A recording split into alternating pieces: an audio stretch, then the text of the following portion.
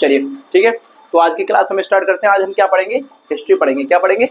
History यानी कि इतिहास। अब देखिए जो आपको ये हम इतिहास कराएंगे उसका मतलब ये क्या है, देखिए जो आपका है ये आपके ऑल एग्जाम जो भी आपके एग्जाम होंगे उन सब के लिए काम करेगा। ठीक है, जैसे आपका यूपीएसआई जो आपके आईएएस पीसीएस की तैयारी करते हैं उनके लिए भी काम करेगा, आपका यूपी पुलिस में भी आपका काम करेगा, यूपीएसआई में भी काम करेगा, और ऑल गवर्नमेंट जो भी एग्जाम होंगे आपके हर एक एग्जाम के लिए आपका ये हेल्पफुल रहेगा। ठीक है, आगे देखते हैं। देखिए क्या पढ़ेंगे हम इसमें। आज हम जो पढ़ेंगे वो क्या पढ़ेंगे? काल के बारे में पढ़ेंगे, यानी कि मौर्य काल पढ़ेंगे। इस तरीके से एक एक काल को हम क्या करेंगे?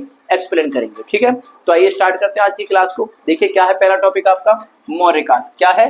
मौर्य काल। जो इसका टाइम पीरियड है वो कितना आपका कि 400 से लेकर 200 है। कितना है? 400 से 200 है। किसका टाइम पीरियड है? ये मौर्य काल का। अब ये मौर्य काल क्या है इसके बारे में जानते हैं। आइए कि मौर्यों के अधीन, अधीन का मतलब जानते हो ना क्या होता है? जैसे किसी के समक्ष। ठीक है, तो ये क्या आपका कि मौर्यों के अधीन मगध साम्राज्य का लगभग अखिल भारतीय क्या हुआ आपका? प्रसार हो गया था। ठीक है, यानी किन से हुआ था कि जो आपके मौर्य थे उनके अधीन में ही क्या हुआ था कि जो आपका मगध साम्राज्य था उसका क्या हुआ? प्रसार हुआ, यानी कि प्रचार हुआ। ठीक है, प्रसार हुआ।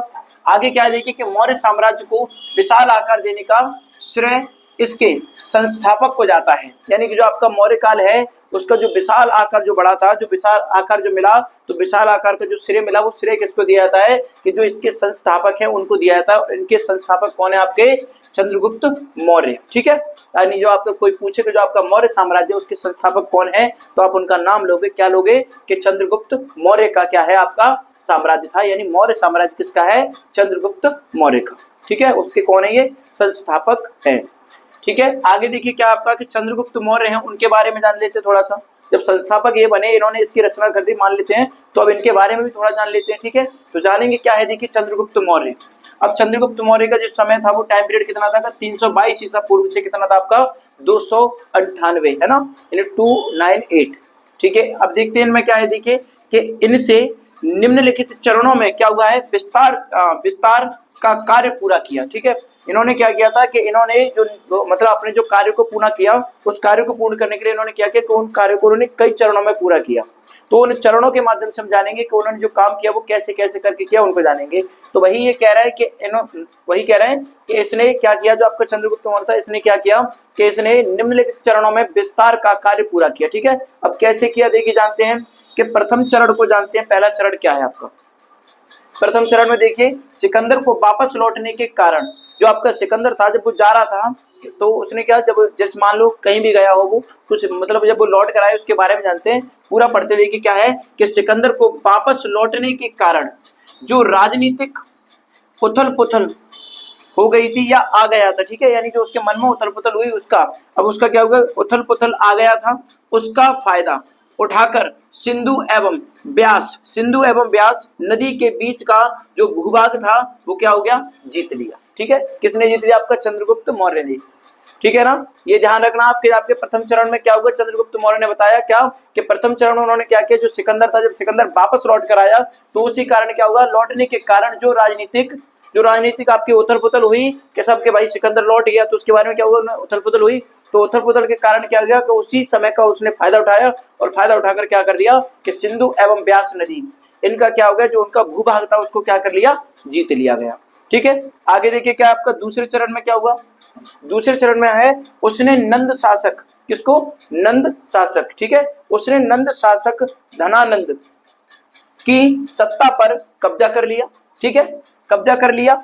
इस प्रकार अब उसके साम्राज्य का प्रसार क्या हो गया? आपका जो साम्राज्य था उसका कहाँ हुआ कि नॉर्थ वेस्ट में क्या होगा? नॉर्थ वेस्ट में सिंधु नदी से लेकर पूर्व में बंगाल की सीमा और दक्षिण से या दक्षिण में गोदावरी नदी तक पहुंच गया। ठीक है, यानी पहले तो उसका साम्राज्य कम था, लेकिन जैसे ही उसका हुआ, जैसे उसने क्या किया कि उसका फायदा उठाने के बाद क्या किया, जब सिंधु नदी और ब्यास नदी इन दोनों के बीच का जो भूभाग था उसको जीत लिया। उसके बाद जब अगले चरण में उन्होंने प्रवेश किया तो उन्होंने क्या किया कि नंद शासक यानी धनानंद की सत्ता पर भी उन्होंने क्या कर लिया?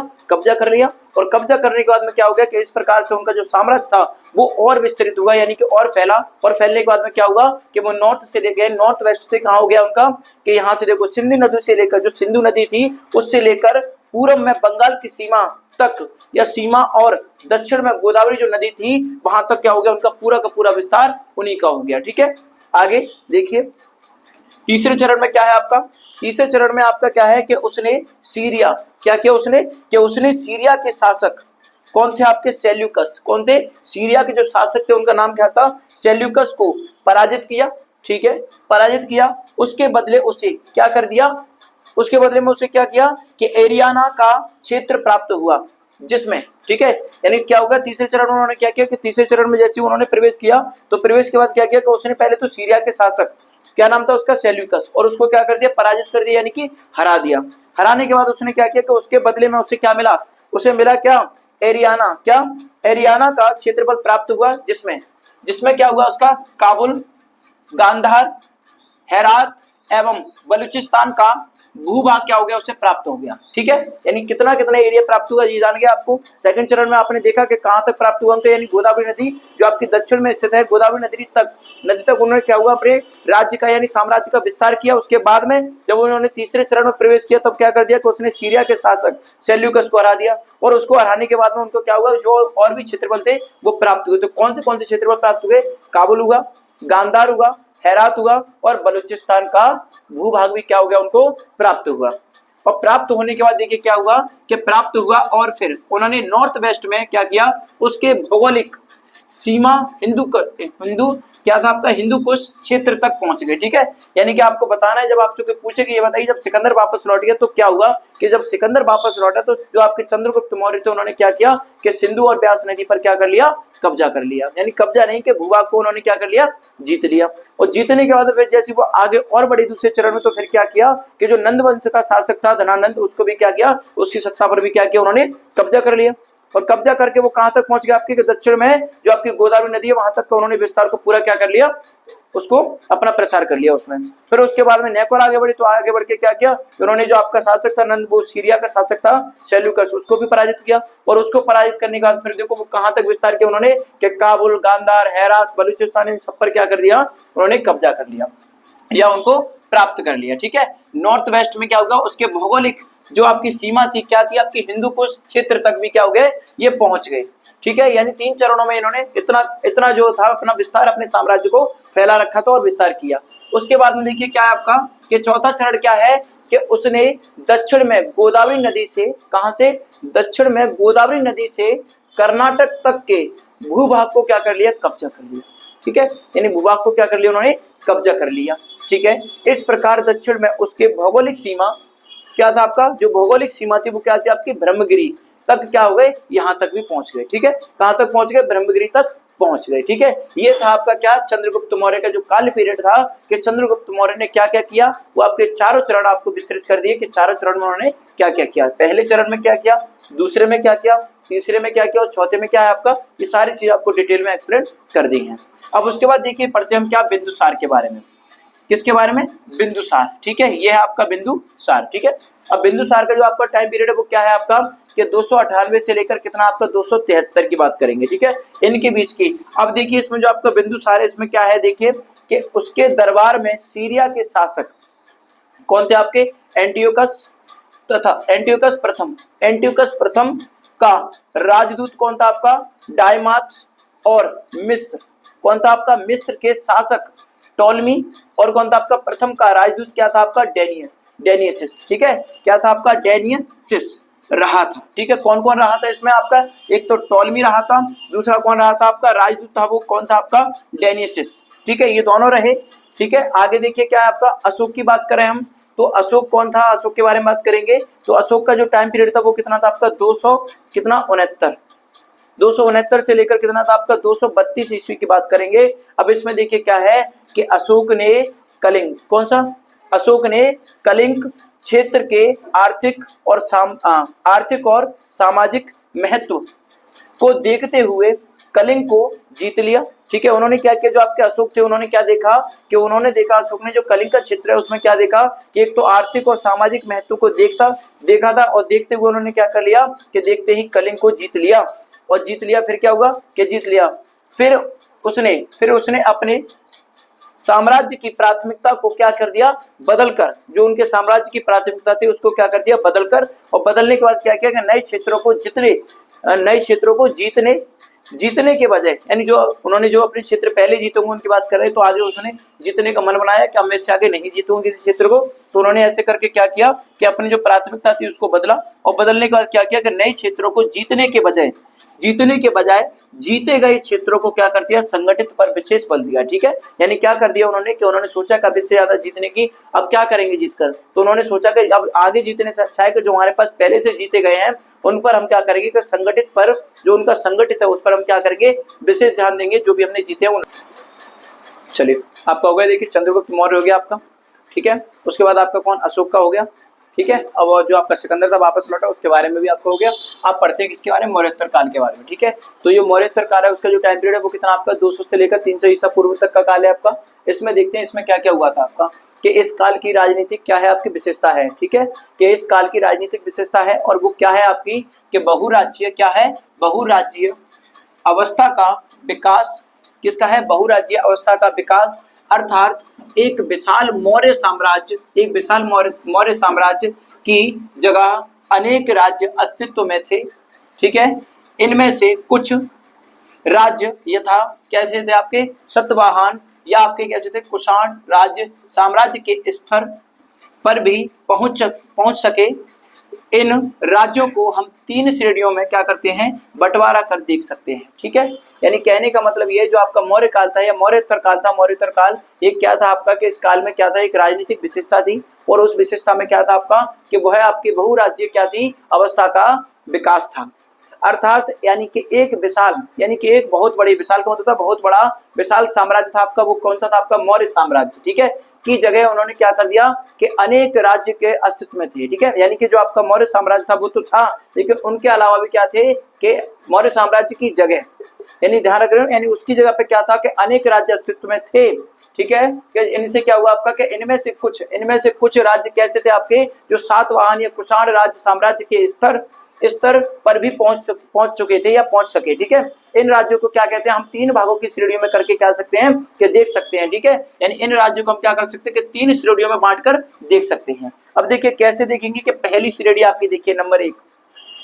अब नंबर 1 में क्या आपका, कि मौर्य का क्या है, उत्तराधिकारी राज्य। क्या है, मौर्य का उत्तराधिकारी राज्य। अब उत्तराधिकारी राज्य क्या है आपका, ये देखते हैं कि नंबर 1 जो आपका मौर्य है उसका उत्तराधिकारी कौन था आपका, शुंग राज्य। कौन, शुंग राज्य। ठीक है, अब शुंग राज्य में क्या है देखिए, कि शुंग वंश का संस्थापक, क्या है, शुंग वंश का संस्थापक एक ब्राह्मण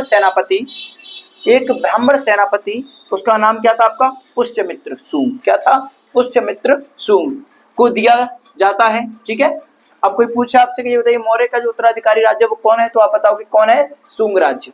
इसमें क्या था आपका, कि शुंग वंश का संस्थापक एक कौन था आपका, ब्राह्मण सेनापति यानी पुष्यमित्र शुंग को दिया जाता है। उसका उत्तराधिकारी अग्निमित्र, कौन, उसका जो उसका क्या था उत्तराधिकारी था वो कौन था आपका, अग्निमित्र था। ठीक है, अग्निमित्र क्या था आपका, कालिदास द्वारा लिखित प्रथम नाट्यकृति, क्या, नाट्यकृति और क्या था आपका, मालविका अग्निमित्रम,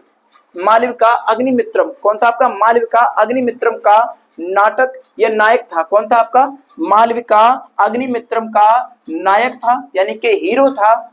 इसके उत्तराधिकारी कौन थे आपके, वसुमित्र। कौन, इसके जो उत्तराधिकारी थे वो कौन थे आपके, वसुमित्र ने यवन आक्रमण को क्या कर दिया, विफल बनाया था। क्या बनाया था, विफल बनाया था। इस वंश में आगे के एक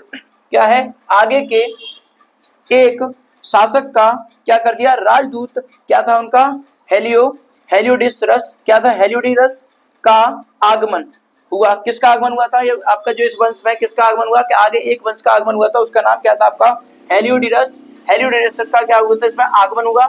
और इसने वासुदेव कृष्ण के सम्मान में क्या किया आपका, कि विदिशा में एक गरुड़ ध्वज की क्या की स्थापना की थी। ठीक है, अगर कोई आपसे ये बताइए जो आपका शुंग राज्य था या शुंग वंश में अगर कोई ये पूछे कि बताइए गरुड़ ध्वज की जो स्थापना की वो किसकी देखरेख में की, तो आप बताओगे किसकी देख में, कि वासुदेव कृष्ण की सम्मान में क्या किया था इन्होंने, कि गरुड़ ध्वज की स्थापना की थी। ठीक है, इस वंश में क्या था आपका, कि इस वंश के अंतिम शासक कौन थे आपके, देवभूमि को उसी के क्या मंत्री वासुदेव ने क्या कर दिया, हत्या कर सत्ता को अपना लिया था। ठीक है, किसने, के वासुदेव ने उसकी हत्या की और हत्या करने के बाद में क्या कर लिया कि उसकी सत्ता को अपना लिया था या अपना कर क्या कर दिया, कर्ण वंश की स्थापना कर दी। ठीक है, यानी जो आपका शुंग वंश था उसको समाप्त किया, समाप्त करने के बाद क्या हुआ, आपका कर्ण वंश की स्थापना कर दी।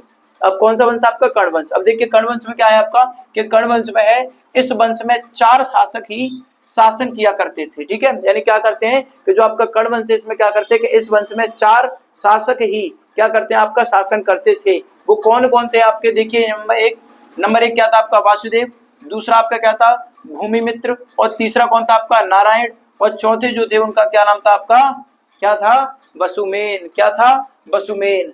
और फिर सतवाहनों या क्या, फिर उसके बाद क्या हुआ आपका, सातवाहनों ने इस वंश को क्या कर दिया, उखाड़ कर रख दिया था या उखाड़ दिया था। ठीक है, तो आप बता सकते हो कि इसमें क्या हुआ था कि गरुड़ ध्वज की स्थापना की, वो भी श्री कृष्ण के सम्मान में की थी। उसके बाद उन्होंने क्या किया कि जो अंतिम शासक था क्या था उसका नाम, कि भूमिदेव को उसी के मंत्री यानी वासुदेव ने क्या कर दिया, मार दिया। और मारने के बाद क्या किया उन्होंने कि जो कर्ण वंश था उसकी स्थापना की। और उसकी स्थापना करने के बाद क्या हुआ कि जो आपके कर्ण वंश की स्थापना की उसमें क्या था, आपके 4 शासक थे। कितने शासक थे, 4 शासक थे। तो 4 शासकों ने क्या किया कि फिर भी उसको रहने नहीं दिया और उसको क्या कर दिया, उखाड़ दिया। ठीक है, ध्यान रखिए।